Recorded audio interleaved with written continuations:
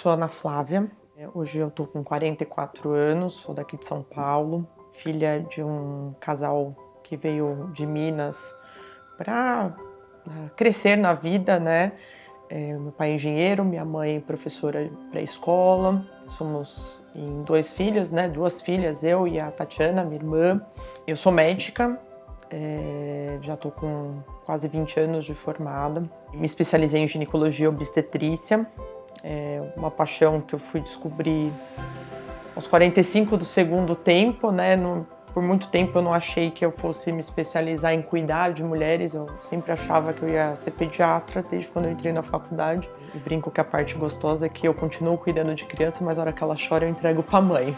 E além de tudo isso, mais importante, eu sou a mãe do Yuri, né? Então eu sou uma mãe atípica, meu filho hoje está com 9 anos e a gente tem uma caminhada longa, difícil, mas também muito feliz, aprendendo a lidar com o autismo e com todas as dificuldades que o mundo nos impõe, mas que são cada dia mais derrubadas.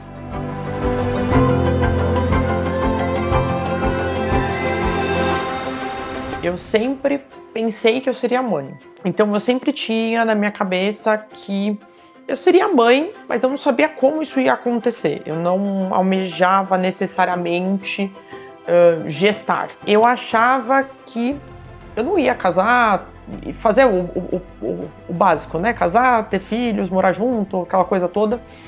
Eu achava que não, que provavelmente eu ia viver a minha profissão por muito tempo e em algum momento que eu estivesse mais tranquila da minha profissão, eu ia realizar a maternidade de alguma forma, mas eu não sabia ainda como.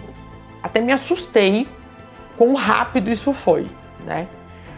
E quando eu vi que estava acontecendo, eu falei, bom, beleza, então agora eu vou embarcar. E eu curti muito a gestação. Acho que eu podia até ter curtido mais ainda, mas foi uma fase muito gostosa para mim, né? De entender o que as minhas pacientes sentem. Quando eu fazia ginecologia oncológica e eu fazia uma paciente conseguir atingir o sucesso do seu tratamento, ela alcançar a cura do câncer dela, era uma vitória. Mas quando a gente perdia uma paciente, não era algo surreal ou fora do normal, porque você já sabia que você estava numa batalha onde a chance de você ganhar é menor do que a chance de você perder. E aí você meio que vai com essa expectativa, você vai preparado. Na obstetrícia, e hoje eu falo isso para todas as minhas pacientes, a gente não vai preparado para perder. Ninguém faz um teste de gravidez falando assim, eu vou ter um aborto daqui a uma semana. Ninguém faz um teste de gravidez pensando nisso. Todo mundo faz um teste de gravidez e a hora que vê ele positivo, você pensa em você entrando na igreja com seu filho casando, você comprando um carro com 18 anos, se formando numa faculdade renomada. Você não sabe se 1/10 desses seus sonhos vai dar certo. Mas na nossa cabeça passa isso. Assim como para nós médicos, a obstetrícia, quando você tem um desfecho ruim, é muito mais doloroso, porque mesmo a gente se policiando, sendo o mais cauteloso possível, ali é buscar vida e não ter como uma expectativa um óbito, uma intercorrência grave, um desfecho ruim. E óbvio que eu sou gente como a gente, né? E eu também tinha essa expectativa, né? De saúde eu tava ótima, tudo dentro do programado. E assim foi, né? Parto, seguimos assim até a época do diagnóstico, Yuri sempre, entre aspas, dando check, né, nos seus marcos de desenvolvimento e tudo mais. E aí, balde de água fria. Agora a gente tem um diagnóstico. Aí você respira e fala, peraí, meu filho não vai para a faculdade que eu sonhei. Meu filho, não sei se ele vai dirigir o carro que eu sonhei dar para ele. Não sei se meu filho vai dirigir. Não não sei se meu filho vai estudar. Não sei se meu filho vai falar. Peraí, quem é esse meu filho? Né? E aí eu tive que enterrar o meu filho expectativa e construir o meu filho Yuri, que estava ali do meu lado, sempre esteve na minha frente. E eu, como médica, sempre fico me perguntando, né? Poxa, eu tomei ácido fólico, eu fiz todos os exames, aonde eu errei? Não, eu não errei. Eu não falhei. O diagnóstico do meu filho não é uma falha minha, não é uma culpa minha.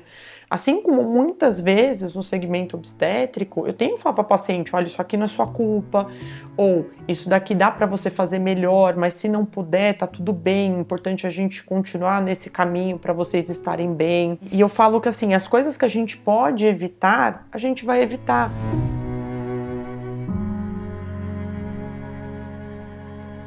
Começou a pandemia, eu continuei trabalhando, né? A maior parte dos profissionais de saúde continuaram trabalhando de alguma forma. Eu tinha as minhas pacientes obstétricas que eu não podia deixar de vincular, então eu continuava vindo no consultório uma vez na semana, eu continuava dando plantão. Minha babá acabou pegando o Covid logo de cara e o Yuri na sequência. E aí eu entrei em isolamento com ele, a gente ficou 20 dias isolado e, por exemplo, nesse período a gente já estava há muito tempo conversando com as terapeutas. Como vamos fazer o desfraude? Vamos fazer, não vamos fazer, aquela coisa. Eu falei assim, quer saber de uma coisa? O Yuri vai desfraudar, vai ser nesse período que a gente está aqui em casa. E aí minha secretária tinha feito uma agenda pegando o período da tarde todo, né? Então eu fazia toda a dinâmica com o Yuri de manhã, dava banho, comida, não sei o quê, e aí eu ia e atendia algumas pacientes online. Deixei o Yuri brincando, assim, no computador aqui, ele de frente para mim, só tinha um sofá entre a gente. E nessa época a gente tinha o Boris, que era o nosso cachorro. E o Boris, ele tinha um hábito de fazer cocô em lugares não muito usuais. E aí eu tô lá no computador, eu sinto um cheiro de cocô subindo no ar. Falei, Boris me resolve fazer cocô agora, no meio, né, das consultas e tal. Só que eu já tinha uma paciente chamando na sequência. Eu falei, peraí, deixa eu chamar essa paciente, o próximo eu já limpo esse cocô dele. E aquele cheiro subindo e eu não vendo o Yuri, e ele brincando, né, falava ainda só na lalação. E aquele cheiro subindo. Quando eu resolvo terminar a consulta, eu falei, deixa eu dar uma olhada onde está o cocô. Quando eu olho atrás do sofá, tinha uma criança que tinha tido um evento de diarreia e tinha decidido que o cocô era um creme corporal. E assim, tinha cocô para todos os lados. E eu falei assim, eu desisto desse desfraude. Eu liguei para minha secretária, eu tenho uma emergência. Ela, tem alguém nascendo? Não, tem uma criança cagada, eu não sei nem por onde eu começo. E eu ligava para minha mãe, eu chorava, o que eu faço? A gente tá aqui isolada, eu não sei o que eu faço primeiro. Se eu pego a criança e ponho no banho, se eu limpo a sala, se eu cato o cachorro que tá no meio do cocô. E assim, tá bom, respira, vai dar tudo certo, a gente vai continuar esse desfraude. E o Yuri desfraudou, né? E assim, poxa, a gente conseguiu fazer uma coisa juntos, sabe? Sem uma terapia rígida. Eu consegui fazer meu filho entender que, tipo, ele precisa avisar a mamãe que ele tem que fazer xixi, que ele vai fazer cocô. Então, foi uma maluquice, foi. Mas, cara, sabe o que eu descobri? Meu filho era capaz. Eu só preciso entender como eu vou falar pra ele. E faz 1 ano e meio que o Yuri só cresce.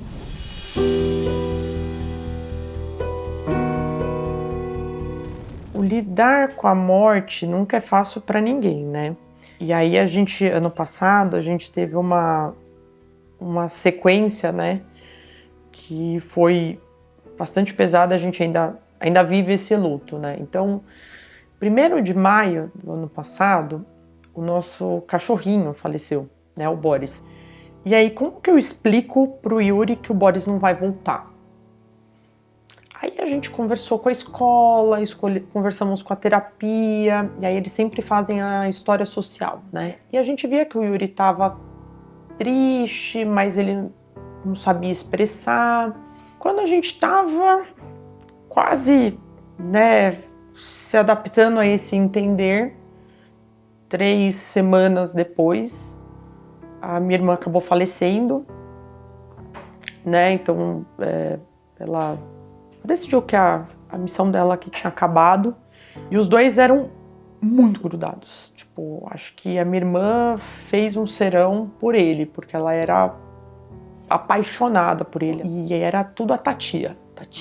Tatia, dormia na casa da minha mãe. Bom dia, Tatia, vamos dormir, Tatia, vamos pra cima, Tatia. Então, o dia que ele tá com medo, ele pega um cachorro, um ursinho dele, ou ele pede pra gente pra abraçar porque ele tá com medo, ou ele pede pra acender o baju porque tá escuro. Tem dia que ele chora, não quer chorar. E eu falo, chora, então tá, pode chorar. E é igual a gente, só é, às vezes, de uma forma diferente, às vezes pedindo uma ajuda diferente, que às vezes a gente não tem nem coragem de pedir, né? Eu falo que eu sou um furacão. Eu vou igual um trator, vou passando por cima, vou fazendo tudo, mas às vezes ninguém vê né, a solidão que você tá, ou que você tá triste, ou que você tá num dia que tá doendo.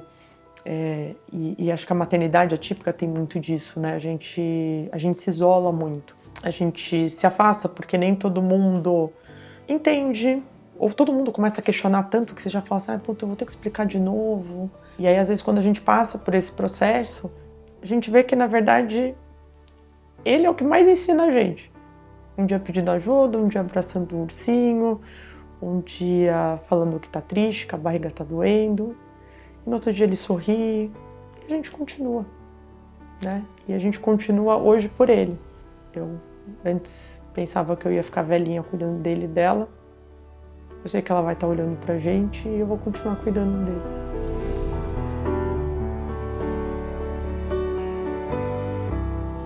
Eu fui aprendendo com o Yuri que ele é capaz.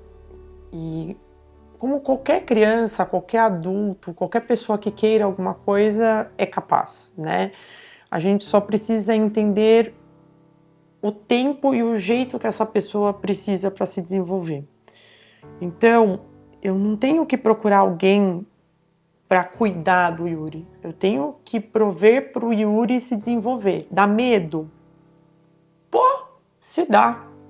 Eu tenho pavor de bullying, eu tenho medo dele sofrer, eu tenho medo dele ficar chateado, de às vezes alguma criança maltratá-lo. Isso já aconteceu? Já. Mas se eu privá-lo de viver, eu vou privá-lo de se desenvolver. Então, eu preciso dar autonomia para ele e não fazer com que ele viva numa fantástica bolha onde eu posso controlar as ações aqui dentro e o dia que essa bolha se romper, eu perder esse controle. Não, eu tenho que buscar o Yuri crescendo, o Yuri se desenvolvendo com as limitações que ele tiver, com as dificuldades que ele tiver, mas ele precisa viver por ele. Então, quando a gente tem um filho com qualquer demanda de suporte que ele possa vir a ter ou dificuldade que ele venha a ter, a gente não tem que ser a muleta dele. A gente tem que ser o trampolim dele, para ele se jogar, para ele buscar aquilo que a gente vê, que quem não tem nenhuma dificuldade, a gente dá tanto trampolim, a gente vê a pessoa se desenvolvendo, a gente dá tanta ferramenta para se desenvolver. Por que ele não pode? Por quê? Então eu quero dar o trampolim mais alto que eu puder para ele se jogar e ele crescer e ele se desenvolver e ele continuar sendo essa pessoa amorosa, carinhosa que ele é, com as autonomias que ele puder conquistar. Porque é isso que ele vai ser como pessoa. É isso que eu posso dar de melhor como mãe para ele. Porque a mãe que tem uma criança neurotípica ou sem nenhuma dificuldade, o que ela quer?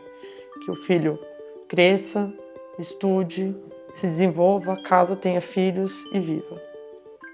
Meu filho pode não ter essa ordem de programação, mas ele pode continuar se desenvolvendo, crescendo, vivendo com as diferenças dele, com as necessidades dele. mas ele pode. E eu confio que ele pode.